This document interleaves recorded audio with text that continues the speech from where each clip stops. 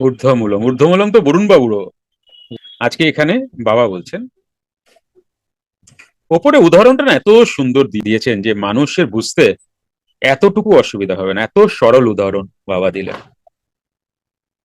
এটা কেমন জানো, যোগী যখন একে প্রতিষ্ঠিত হয়েছেন,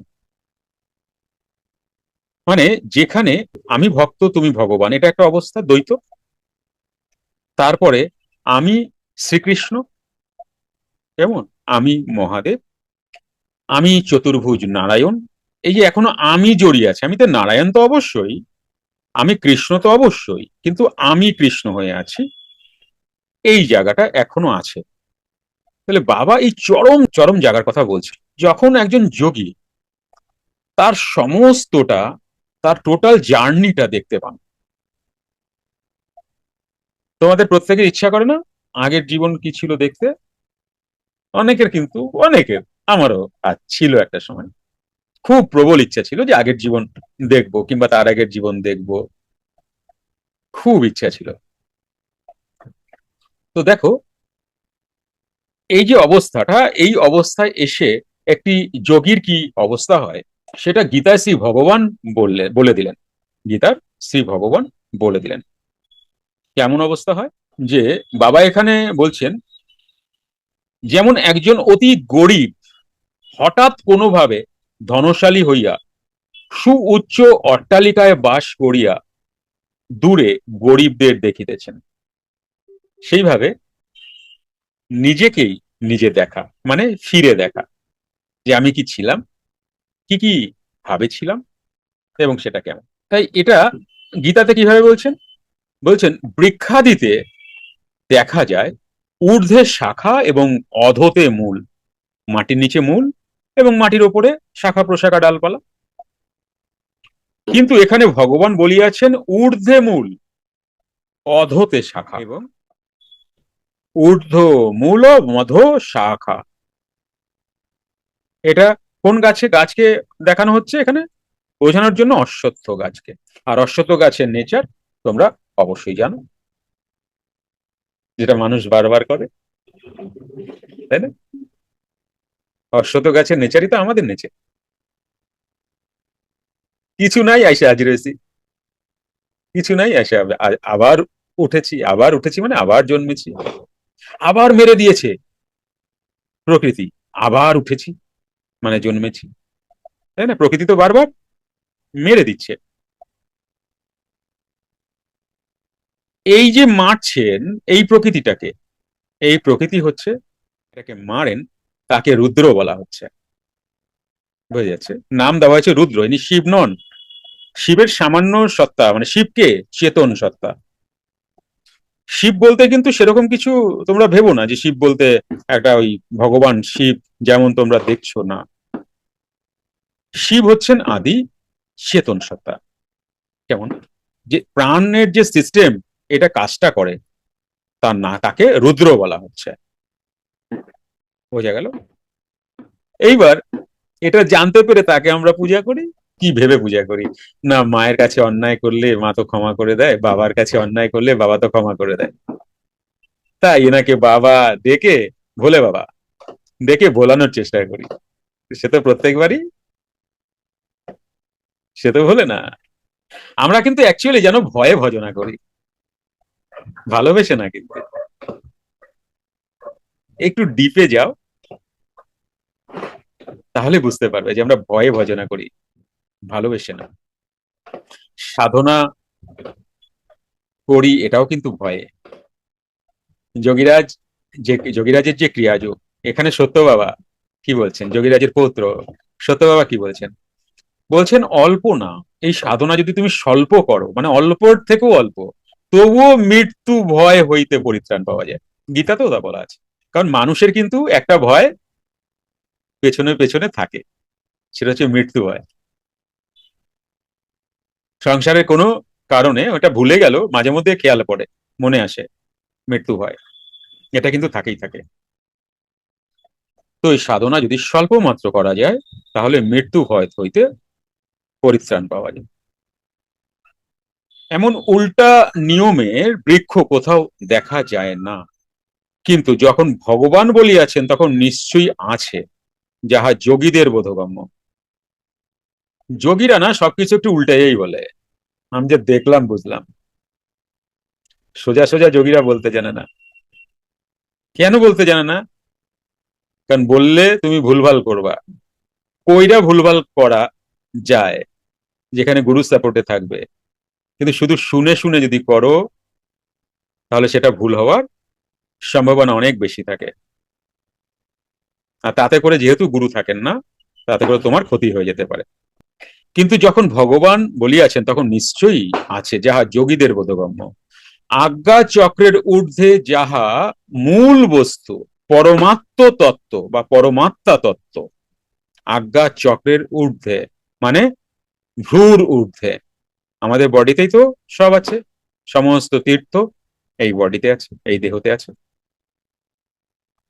সমস্ত দেবতা এই দেহেতে আছে।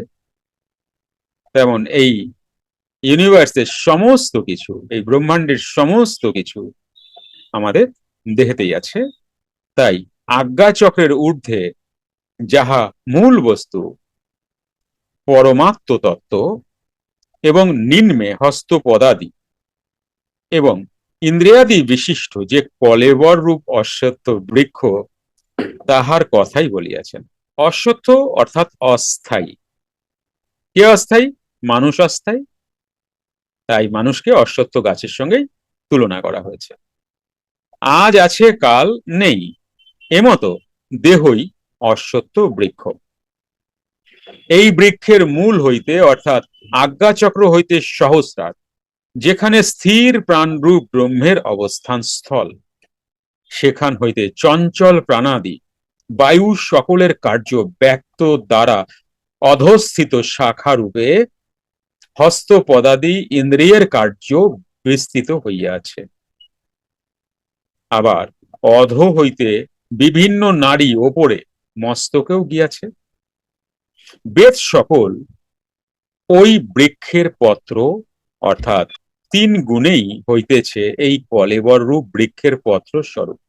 এই প্রকারে এই দেহরূপ অশ্বত্থ বৃক্ষের তত্ত্ব জ্ঞান রূপ দেহ তত্ত্ব যিনি জানেন তিনি বেদবিদ। তাহলে বেদবিদ কে? যিনি নিজের প্রাণকে জেনেছেন আর যিনি সত্যতম রজ গুণের অতীতে আছেন, মানে কুটস্থে আছেন এবং কুটস্থর একটু ওপরে আছেন। সেটা কোন জায়গা? সেটা হচ্ছে ক্রিয়ার পরাবস্থা। এই জায়গায় যিনি থাকছেন তাকে কি বলা হচ্ছে? বেদবিদ। আর যিনি ক্রিয়ার পরাবস্থার পর অবস্থায় আছেন তাকে কি বলা হচ্ছে? সেখানে কোন অবস্থা? সেখানে বেদান্ত অবস্থা, বেদের অন্ত, শেষ। আর যিনি কুটস্থে আছেন তাকে কি বলা হচ্ছে? তাকে বেদজ্ঞ বলা হচ্ছে। বুঝতে পারছো কি? তিনটে জিনিস, বেদজ্ঞ, বেদবিদ এবং বেদান্ত। তুমি বই পড়ে, গ্রন্থ পড়ে বেদ উপনিষদ অবশ্যই তুমি পড়তে পারো, কিন্তু এতে তুমি বেদান্ত হতে পারবে না। তুমি না পড়লে তো এই অবস্থায় আসতে পারবে না। যখন তুমি ক্রিয়াযোগ পেয়ে গেলে, তোমার গুরু পেয়ে গেলে, আসন পেয়ে গেলে, আর দরকার নেই সমানষ্ট করার। এই ক্রিয়াযোগ, গুরু গুরু ক্রিয়াযোগ এবং আসন পেতে গেলেই পড়তে লাগবে। পড়া তোমাকে ওই অব্দি নিয়ে যাবে, আর কাজ নেই কিন্তু পড়ার। ভালো করে বলছি, শুনে রাখো, বুঝে রাখো, আর কোনো কামেই তোমার লাগবে না।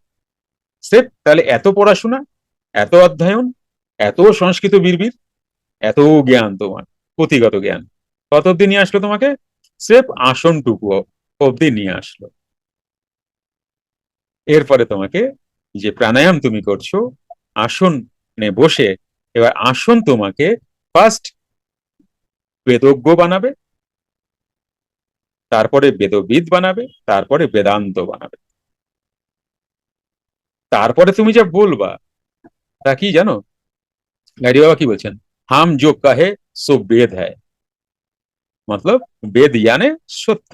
তাই যোগীরাজ বলিয়াছেন শ্বাসকে মূলে অর্থাৎ মস্তকে উঠাইয়া আটকাইয়া রাখো। এবং ওই অবস্থায় থাকিয়া নিচের দিকে অঙ্গ প্রত্যঙ্গ ও ইন্দ্রিয়াদি রূপ ডালপালা দেখো, তাহা হইলে জগৎ ভ্রম চলিয়া গিয়া ব্রহ্ম জ্ঞান লাভ হইবে। তাহলে ব্রহ্মজ্ঞান কি লেগেছে? आप ही आपको जानना इसी को ब्रह्म ज्ञान कहते हैं। কমপ্লিট। এইবার এই আপই আপকো জাননা 10-15 বছর গুরু কৃপা অনুযায়ী কাজ করো, গুরু কথা অনুযায়ী গুরু কৃপায় হয়ে যাবে। দেখো একটা কথা বলি, 1728 প্রাণায়াম করতে যদি তুমি বসো, তাহলে জানবে প্রথম প্রাণায়াম কাউন্টিং হবে 1, দ্বিতীয় প্রাণায়াম কাউন্টিং হবে 2, তাই তো? তারপরে 3টে প্রাণায়াম করবে, তারপরে 4টে প্রাণায়াম করবে, তারপরে 5টা প্রাণায়াম করবে, এইভাবে না তুমি 1728-এ যাবে। তো তুমি 1728 তোমার টার্গেট শুরু করতে কিন্তু 1 থেকেই হবে। সুতরাং তুমি চিন্তা করো না, গুরু কৃপা থাকলে সব হয়ে যায়। যতক্ষণ আমি মনে করবো আমি করছি, ততক্ষণ কমপ্লিট করা ভীষণ মুশকিল। যখন আমি সারেন্ডার হয়ে ভেসে যাব, গুরু কৃপায় ভেসে যাব, তখন আর তুমি তো করছো না, তাই তোমার শক্তি কম হলেও গুরু শক্তিকে কাজে লাগিয়ে তুমি তোমার জায়গায় পৌঁছেই যাবে। তুমি বিশ্বাস করো, বারবার বলছি, বিশ্বাস করো কথাটা। যুক্ত ক্রিয়াযোগ, সুষুম্না অন্তর্মুখী প্রাণায়াম, সম্ভাবী মহামুদ্রা, কপালভাতি শিখতে চাইছেন? প্রতি সপ্তাহে মঙ্গল, বুধ ও বৃহস্পতিবার রাত 8টা থেকে 9টা অবধি জুম অনলাইনে নিজের বাড়ি বসেই শিখতে পারবেন। যোগাযোগ জ্ঞানী গুরু কমিউনিটি, ফোন নাম্বার 9903680146।